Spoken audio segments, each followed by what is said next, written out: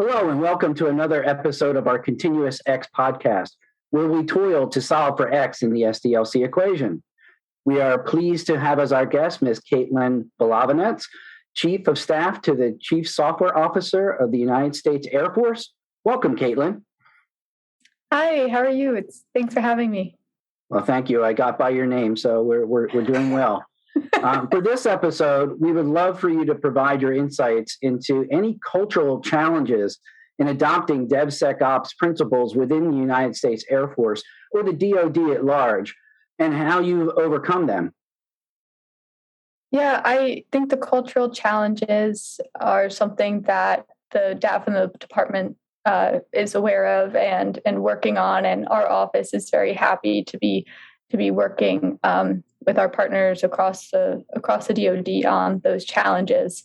One of the big items I think that underlies the cultural challenge is that the processes and systems were created a long time ago and are still structured in a very waterfall way. They're not designed for flexibility of today's technology, and our technology is just moving so much faster than the department systems can be updated. So that is one key way. But the policies and the tools exist in the department to address those items and to move from a waterfall process to something that's agile and embraces DevSecOps mindset and is more flexible, so that we can continue to evolve as technology continues to develop and things continue to move faster and faster.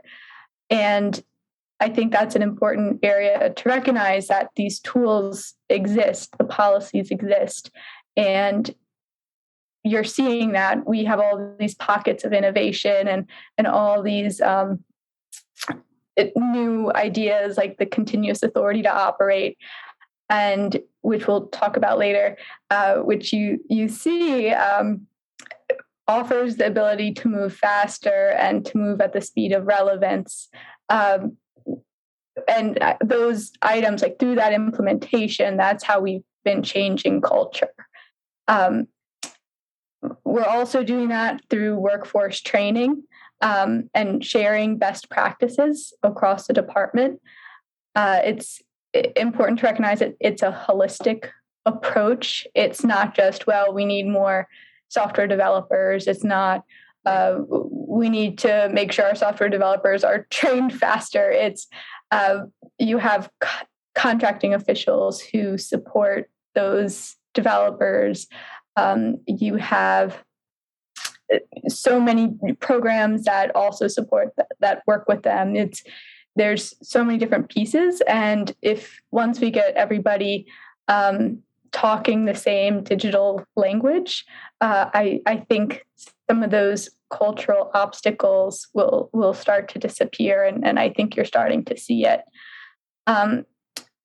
So that's really where we're looking at right now is how can we do that with some areas such as software reciprocity and agile contracting. Right. I would imagine that contracting is probably the one big element that, if everything's structured to be, okay, you can be agile and I'll tell you what to do later, but you have to do all these things up front and you have to agree to it then you've kind of, you're incongruous to what you want to try to achieve with an agile mind. Yeah, so exactly. And it's not just the contracting process, it's the contracting process is that way because the budgeting process is that way, and you need to plan your budget 5 years out. And I mean, where we are as an organization, you didn't have Platform One or the software factories 5 years ago. So it's hard to do that, but there are different approaches that people are taking, such as buying capacity of work instead of buying requirements, and that gives you that flexibility. So yes, you have your your desired North Star that you're doing for 5 years, but you're able to make those decisions in the immediate future based on your needs and the warfighter's needs. Yeah, I was going to mention, Mike and I come from the private sector, which I believe you have in your past as well, Kaitlin, where even within the same company or the same entity, there are cultural challenges that you have to overcome. And an agile approach, kind of the left side, where in the software development was being done quicker and more devoted to the most valuable thing to do. And you still had the operational side where they were just they are challenged with availability, security, all the illities, et cetera. And you still had this cultural back and forth where an us and them wall was built up. And that's why I'm very pleased that the DevSecOps cultural transformation is being embraced in the public sector. My 50,000 foot view is that has challenges with the human nature of the us versus them, especially when you're talking about potentially multiple different companies competing for awards, competing for services, and competing for agency attention and dollars in order to achieve the outcome, where the outcome should be the service or the value you're providing as opposed to who's actually doing it. Yeah, it's I mean, it's a culture change, right? It is, exactly. With the department, vendors and contractors and the private sector providing that expertise is such a key piece of it. So it is looking at a different way of doing business, but I think ultimately everybody rises with the tide, right? So as the department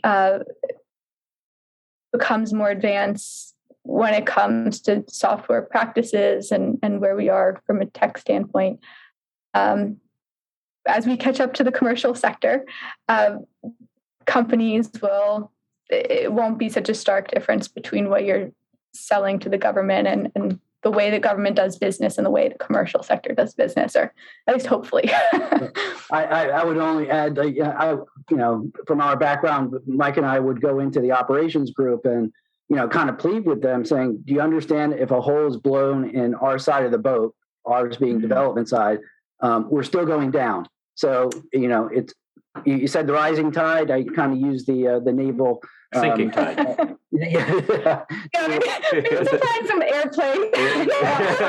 All right, yeah. Maybe a hole in the wing is not a good thing. So not the Navy. No, we like that. Yeah, we're on a team. Well, thank you, Kaitlin. That was most interesting, and thank you to our listeners for your time and attention. Join us for our next session with Kaitlin, and we discuss continuous authority to operate.